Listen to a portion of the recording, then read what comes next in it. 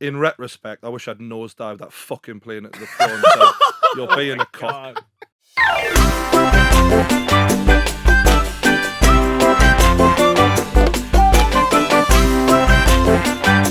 Who's your favourite guest you've ever had on? I'm intrigued.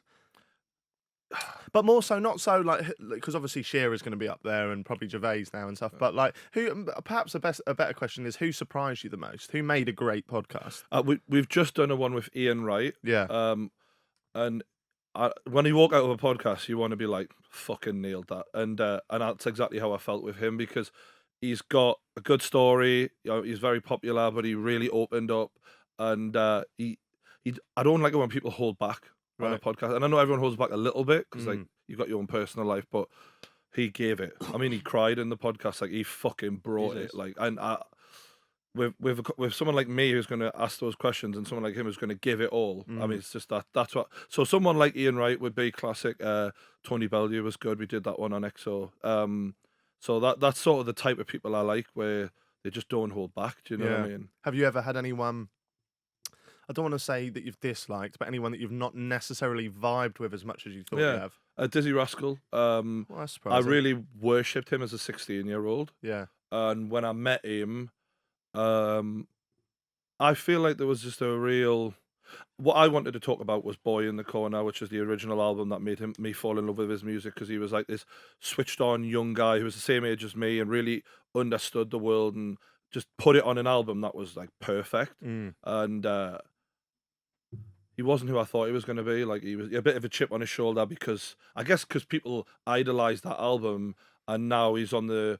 I think it's fair to say he's not where he was in his career. No. And there was a few times where Lauren said something that got to him or annoyed him, and he got a bit, I wouldn't say aggressive, but just a bit of an attitude about him. And I thought to myself, after the fact, I thought I wish I could redo that podcast, because there was a point where I would have probably said, "Do you know what it is? Let's just fuck it off. Should we just call it a day, mate?" See you later." Really? Yeah, that was the most disappointing podcast I've ever done. Fucking hell. Yeah. What, just because of how he was? Yeah, he's just, I don't know, like, you can be fucking famous, Yeah. and to me, you should treat everyone with a bit Oh, of, for sure. with a bit, like, you're coming to promote your new album. Yeah. We're asking you questions because we're fans of you. Yeah. And he just came with, like, this whole, the media's the media, and, like, Mm.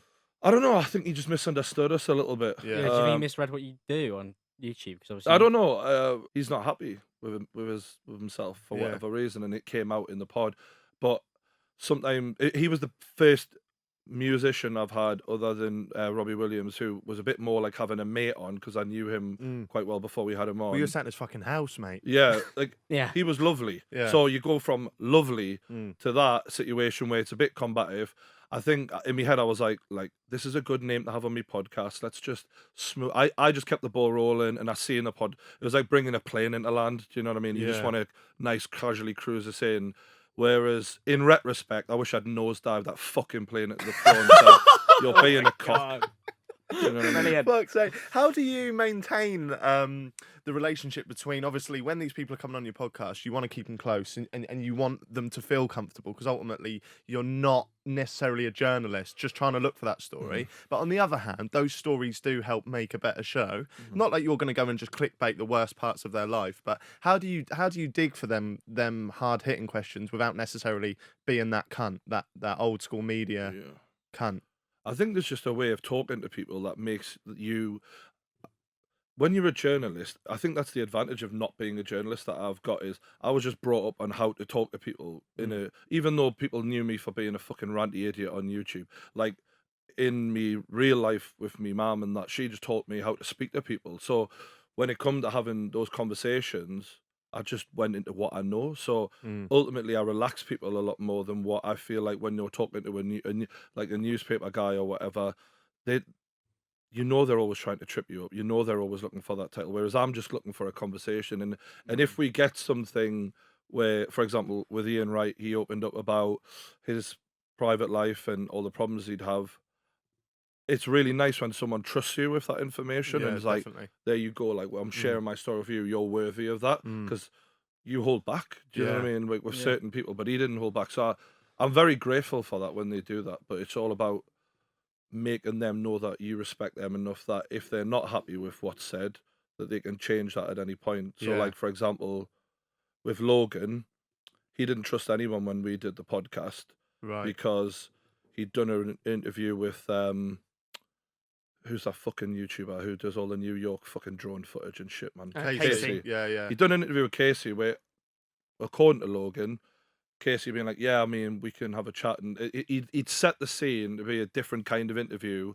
He'd sat him down and then he just went for the kill. Right. It's a really weird video, that. I mean, Yeah, it was an remember it. awful interview, He didn't hit and the I'm right a huge, I respect Casey. Like, some of his work is amazing, but it was a shocking interview because Casey was just being like having a go at Logan, and Logan, as any 22-year-old kid would, just closed off. Yeah. And I realized watching that interview, like, I need to make this kid feel fucking comfortable, even after everything I've said about him. So I just had a private chat with him before we went into the podcast, and was like, look, I've said what I've said about you. You know, I don't agree with what's happened, but I don't want to have a conversation with you where I'm just fucking hammering you. You're closed off, and we have a shit fucking interview. Yeah. You need to trust me, and I need to trust you. We need to try and make a good podcast.